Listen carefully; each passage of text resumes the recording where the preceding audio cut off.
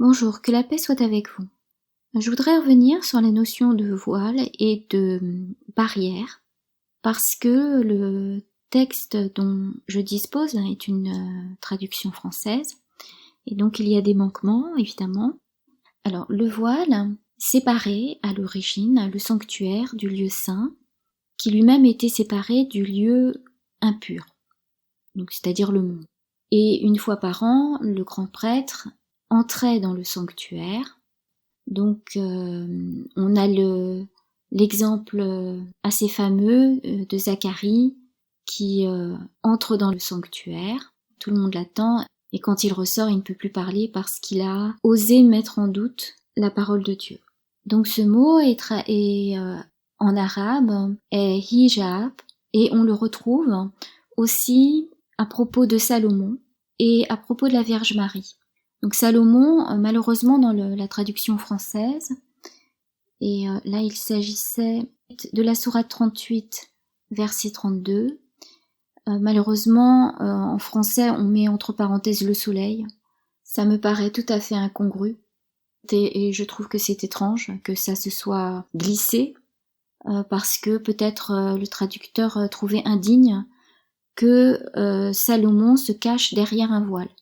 Ça pourrait signifier le sanctuaire, ou tout autre lieu protégé où Salomon serait assuré de voir Dieu se manifester et pour pouvoir s'adresser à Dieu et pour attendre que Dieu se manifeste à lui.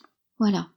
En ce qui concerne la Vierge Marie, en fait, je suppose que puisqu'elle est pure, elle pouvait entrer dans le sanctuaire sans être mise en danger, sans courir le risque de mourir.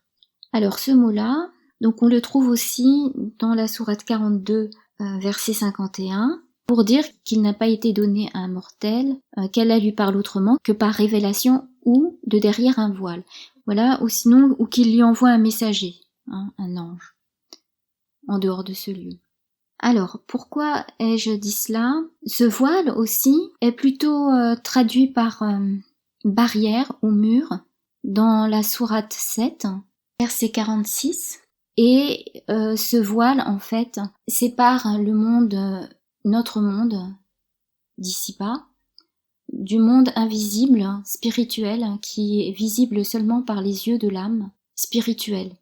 Donc que peut-être certaines personnes peuvent percevoir, c'est les personnes qui sont sur Al-Araf.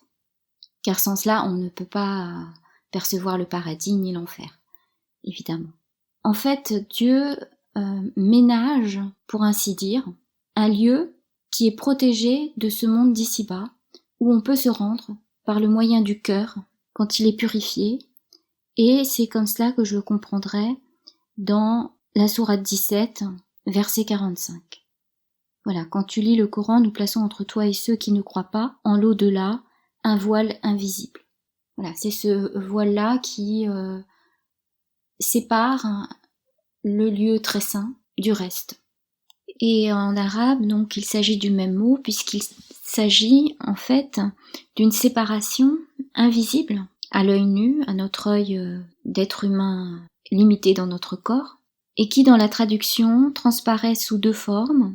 Le voile d'une part parce qu'afin de signifier qu'il y a un voile invisible, on y a mis un voile visible, et d'autre part, on a traduit par barrière un voile invisible qu'on ne pouvait pas concrétiser par un voile. Et donc ça souligne aussi le caractère invisible de cette séparation entre notre monde ici-bas et le monde spirituel.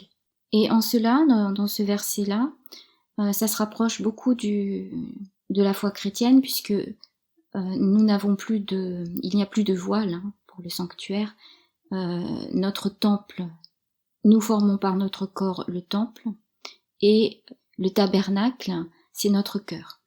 Enfin bon, il y a encore un tabernacle physique dans les églises, mais nous avons aussi notre tabernacle qui est notre cœur. Donc en fait, ça correspond à une évolution de la relation avec Dieu. Lorsqu'il y avait le voile physique, c'était un apprentissage des relations, un apprentissage de la foi. Voilà, ça correspond à plus ou moins à des phases de la foi qui mûrit. En ce qui concerne le peuple qui n'a pas de voile, d'après la traduction, il ne s'agit pas vraiment d'un voile, il s'agit du fait que ce peuple n'a rien pour s'abriter. Il n'a pas de protection. Et donc là, il faudrait bien savoir bien lire le texte. Donc c'est une supposition, c'est une question que je pose.